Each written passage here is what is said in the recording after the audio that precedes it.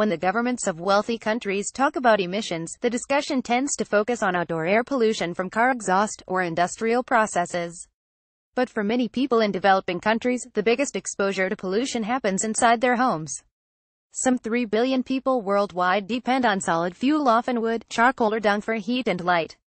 That's a death sentence for many because inhaling the tiny particles created when these fuels burn is damaging to the lungs. Dirty air, besides contributing to global warming, leads to 4 million deaths per year, according to the World Health Organization.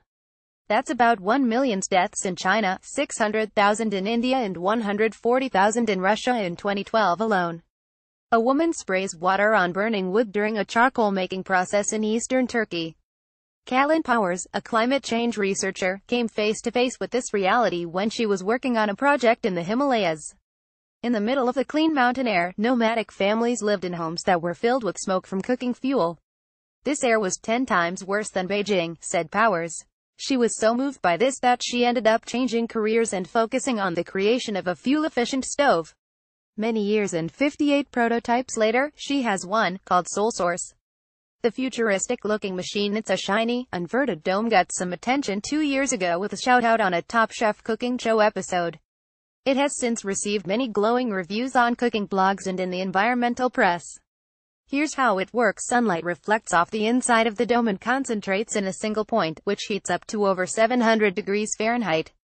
That's far hotter than needed for cooking, so the device has a bracket a few inches above that point that can hold a skillet, pot, griddle or baking dish where it can reach about 400 degrees. A number of solar cooker models are on the market, including solar ovens, which enclose heat-to-bake products, and one solar stove made from a repurposed vacuum tube. What's different about Powers' model is its efficiency. It reaches full heat in seconds, and it can collect and store more energy than a Western household would use in a single day. It's 8 times more efficient than a solar panel, said Daniel Epstein, CEO of Unreasonable Group, which has invested in Powers' company, One Earth Designs. But at $500 a piece, SoulSource isn't cheap, even for those looking to replace a high-end grill.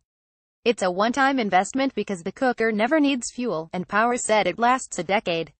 But it's still a tremendous outlay for people who are living on less than $2.50 a day. Powers defends the price, saying the company's initial strategy to make a cheaper stove that was less efficient didn't go over well with their target customers. People are willing to pay for products that perform, she said, even if that means paying for multiple months until they own it, or rent-to-own, or using other methods, like barter. So One Earth Designs uses a number of financing methods to try to make its stoves accessible to poor people, including installment payment plans and accepting goods besides cash. It has also created a storage battery, Powers said, which would allow the cooker to be moved indoors and be used to power other devices. Powers wanted to make the cooker functional in the harshest conditions, which means it's also lightweight, sturdy and wind-resistant.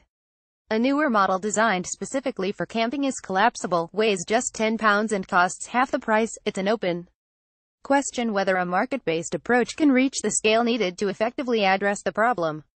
Government funding, which is essential for many people to afford cleaner technologies and fuels, tends to bypass decentralized solutions like household solar in favor of connecting people to the existing electric grid, but moving away from hazardous fuels like charcoal and wood is essential not just for public health but for growth. The current state of affairs prevents many women from fully participating in society because they spend much of their time gathering fuel and cooking while also suffering a disproportionate share of the health impact.